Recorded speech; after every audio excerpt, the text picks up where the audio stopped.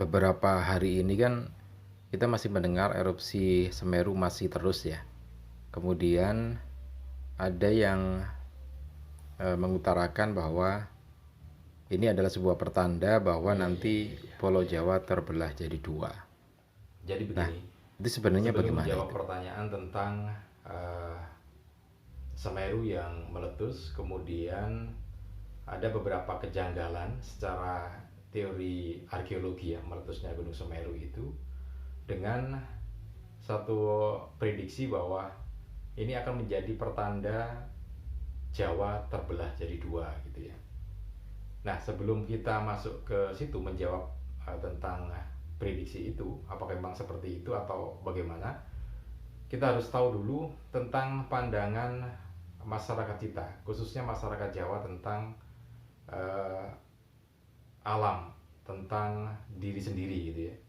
Jadi ada pandangan makrokosmos, kemudian ada pandangan mikrokosmos.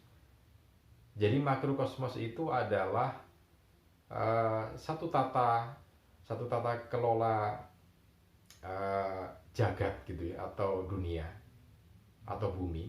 Jadi gampangannya kita menyebutnya jagat besar atau jagat gede. Nah, jagat gede itu terdiri atas ada gunung, ada langit, ada lautan, ada hutan, sungai, belantara dan segala macamnya. Yang itu menjadi sebuah ini apa? Jagat besar yang berpengaruh terhadap kehidupan kita sebagai mikrokosmos gitu ya. Jadi ada makrokosmos, ada mikrokosmos. Mikrokosmos itu adalah satu tatanan hidup yang sama dengan makrokosmos atau jagat gede itu, tapi bentuknya kecil dan itu ada manusia gitu ya. Manusia di tengah-tengahnya. Jadi di sini ada makrokosmos, ini ada mikrokosmos. Nah, manusia di tengah-tengahnya. Nah, secara umum makrokosmos itu menginginkan supaya kehidupan mikrokosmos itu berjalan sesuai dengan kehendak makrokosmos. Nah, apakah makrokosmos itu kehendaknya adalah bagus? Ya, secara umum makrokosmos ini berkehendak dalam kehidupan masyarakat di bumi ini, ada mikrokosmos itu berjalan dengan baik. Nah, sebenarnya dalam mikrokosmos juga menginginkan seperti itu gitu ya. Nah, tapi kenapa kemudian ada penyimpangan-penyimpangan, nanti akan kita lihat gitu ya. Nah, yang berikutnya adalah bagaimana cara makrokosmos itu mengkomunikasikan keinginannya dalam hidup ini terhadap mikrokosmos atau manusia gitu ya. Dalam kondisi lama itu kan ada kerajaan, kemudian ada raja gitu ya. Nah, raja itu adalah perwakilan makrokosmos yang ditempatkan di bumi gitu. Sehingga ditempatkan di istana, dan raja ini akan mengkomunikasikan apa yang menjadi keinginan makrokosmos itu terhadap rakyatnya atau mikrokosmos. Nah, itu ada komunikasinya gitu ya. Karena itu kalau kita lihat kondisi di kerajaan Yogyakarta sana, Raja Jogja ini menempatkan atau menunjuk juru kunci untuk Gunung Merapi.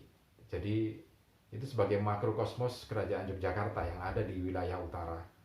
Kemudian di bagian selatan Raja Jogja ada uh, ini apa, relasi yang pribadi atau privasi dengan penguasa laut selatan gitu ya, dengan laut selatan. Nah, ini menunjukkan bahwa ada satu hubungan antara makrokosmos kemudian diwakili oleh raja dan disampaikan pada mikrokosmos supaya berjalan seiring. Karena itu raja memang seharusnya punya hati yang jernih, bersih gitu ya. Sehingga dia bisa mengetahui maunya makrokosmos ini seperti apa gitu ya.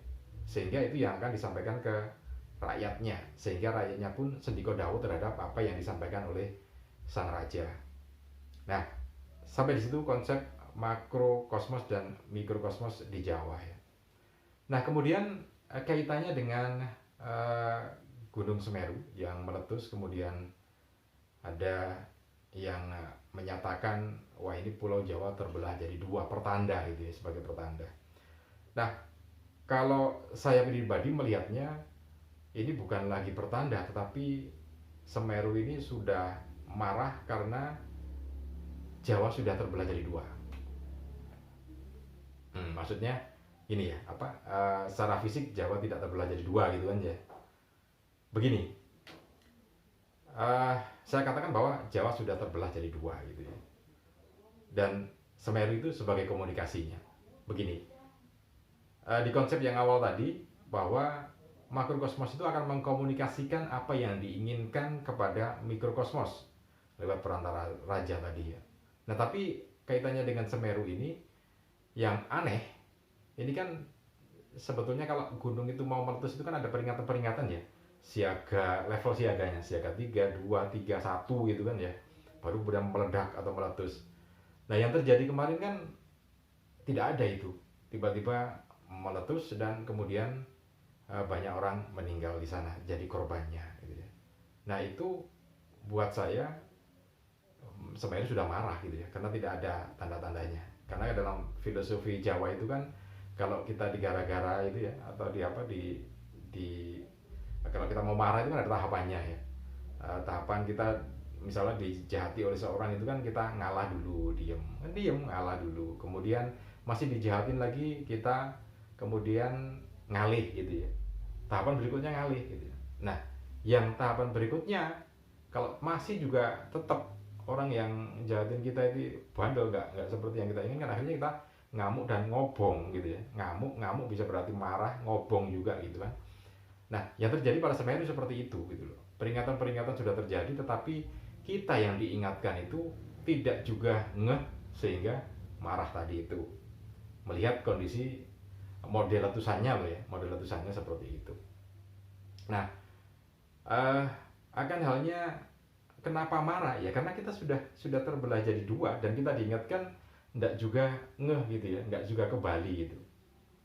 Jadi tentang yang saya katakan bahwa Jawa sudah terbelah jadi dua itu begini, kita memaknai sesuatu itu kan ada dua hal gitu ya, ada dua makna. Makna secara letter luck atau secara harfiah, kemudian secara maknawi gitu ya. Kemudian juga ada, kalau kita memaknai, ada yang zahir, ada yang batin kan gitu. Ada juga yang menyatakan, ada yang psikis, ada yang fisik. Nah tentang Jawa terbelah jadi dua itu saya maknai dua hal. Yang pertama ini makna psikis atau makna yang tersirat gitu ya, bukan yang tersurat tapi yang tersirat. Kalau tersurat itu Jawa terbelah jadi dua gitu ya, meskipun itu ya sangat mungkin karena kondisi geografinya memang seperti itu dan kondisi iklimnya memang seperti itu. Tetapi yang sudah terjadi ini adalah yang psikis. Jadi kita lihat saja kondisi masyarakat kita beberapa waktu terakhir ini sudah terbelah jadi dua gitu ya. Gampangannya kita ikuti ini kalimat Ipolek Sosbud, ideologi, politik, sosial, budaya, ekonomi kan gitu. Dari sisi ideologi kita ini sudah terbelah. Sudah jelas bahwa ideologi kita itu Pancasila dan itu sudah diserap dari berbagai kondisi masyarakat, berbagai keberagaman masyarakat kita, kemudian kita jadikan ideologi Pancasila itu. Itu sudah mewakili keragaman masyarakat Indonesia. Tapi sampai sekarang pun tiba-tiba ada juga yang terus mengusik itu gitu ya, mengusik ideologi itu. Sehingga mau tidak mau kita katakan ya sudah terbelah jadi dua gitu ya. Secara psikis ideologi kita sudah terbelah menjadi dua karena masih ada yang merongrong juga gitu. Nah itu dari sisi ideologi. Kemudian politik. Politik dalam beberapa tahun terakhir ini, khususnya Pilpres kemarin terbelah jadi dua. Calon presidennya cuma dua kan gitu. Bahkan kondisi saat itu banyak sekali yang mengkhawatirkan. Kenapa khawatir? Begini loh, secara psikologi itu kalau misalkan calon pilpresnya itu lebih dari dua, sehingga konsentrasi massa itu terpecah. Misalkan 4 gitu ya, ada 4 calon. Kemudian konsentrasi massa seluruh Indonesia akan terpecah menjadi 4 pendukung itu tadi. Nah friksi atau gesekan itu lebih kecil karena ada 4 ini gitu. Tapi kalau dua itu kekuatannya berimbang ini, berimbang, kemudian gesekannya juga cukup hebat karena energinya terfokus hanya dua aja. Nah, mestinya memang kalau masyarakat kita sudah dewasa, meskipun seperti itu di Amerika misalkan dengan masyarakat yang sudah dewasa, ya tidak terlalu ini, gesekannya tidak terlalu, begitu selesai. Nah, di tempat kita kan beda. Pilpresnya yang membelah masyarakat kita jadi dua itu sudah ada konsolidasi di tingkat pimpinan, ternyata di bawah masih juga terus ribut. Nah, ini kan bahwa menunjukkan keterbelahan masyarakat kita masih sudah berlangsung sejak lama gitu ya. Nah, karena itu Semeru kemudian marah gitu karena memang seperti itu. Nah, itu di bidang politik. Kemudian sosial budaya gitu ya. Sosial masyarakat kita. Bagaimana masyarakat kita berperilaku gitu ya, berbudaya. Itu juga terbelah. Sebagian masyarakat kita masih memegang budaya leluhur kita yang memang cocok untuk kita sebenarnya, dan itu sudah mulai dilihat oleh negara lain bahwa memang seperti itu harusnya orang gitu ya. Tapi kan kita sudah mulai meninggalkan itu dan mengikuti mereka, sehingga dengan alasan bahwa kita ingin lebih modern, tapi ternyata yang diambil adalah kulitnya gitu ya. Ya contohnya masyarakat kita yang gampang sekali menyerap informasi-informasi dari luar negeri, perilaku-perilaku dari luar negeri yang sebenarnya tidak cocok untuk kita paksa atau dipaksa mereka sendiri untuk mengikuti, karena mungkin mereka berpendapat bagus, tapi kan enggak juga gitu, tetap bagus milik leluhur kita. Nah, ada yang seperti itu, tetapi di sisi lain teman-teman, masyarakat kita juga masih ada yang tetap memegangi ajaran-ajaran atau nilai luhur leluhur kita, sehingga memang benar masyarakat kita juga terbelah jadi dua secara sosial dan budaya. Nah, ini kemudian di sisi ekonomi sama juga. Ekonomi sejak pandemi kemarin, tingkat keterpurukan masyarakat kita juga semakin lebar. Ada sebagian yang masih bertahan hartanya, tetapi ada sebagian yang terus-menerus tergerus. Kenapa? Karena terimbas dari pandemi yang kemudian mereka menjadi pengangguran atau PHK gitu. Di sisi lain masih ada yang bertahan dengan kekayaannya. Nah, ini kan kondisi masyarakat yang terus terbelah gitu ya. Jadi di bidang apapun masyarakat kita sebetulnya terbelah jadi dua. Sosial ekonomi maksudnya begini. Sebagian masyarakat kita yang mencari kejayaan ekonomi itu dengan menghalalkan segala cara. Padahal mereka juga sudah tahu bahwa hal semacam itu tidak diperbolehkan. Misalkan korupsi yang masih juga terus terjadi di masyarakat kita. Kriminalitas, mencari nilai ekonomi dengan kriminalitas. Masih ingat kan waktu pandemi kemarin di awal-awal banyak masyarakat kita yang terganggu karena kriminalitas meningkat, pencurian motor misalnya. Nah, itu kan sosial ekonomi yang kita terpecah jadi dua semacam itu, dan semakin mengerucut, semakin terpecah akhir-akhir ini gitu ya. Sehingga ya wajar kalau kemudian Semeru itu marah, karena Semeru bagian dari makrokosmos. Jadi ini satu tatanan kehidupan yang lebih tinggi daripada kita, ada di atas ya. Maksudnya ini makrokosmos, kehidupan langit gitu, kehidupan langit, karena bagaimanapun juga kehidupan di bumi ini sangat ditentukan oleh kehidupan langit, dan diharapkan memang kita mengikuti apa yang dimau oleh kehidupan langit itu.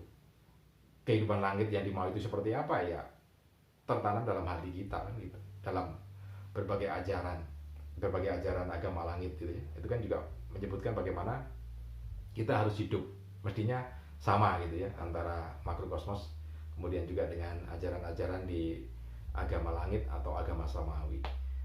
Nah, bagaimana dengan agama di bumi? Ya sama sebetulnya. Agama di bumi pun mengikuti makrokosmos itu karena didapatkan dari orang-orang yang sudah bisa berkomunikasi dengan makrokosmos, dengan alam.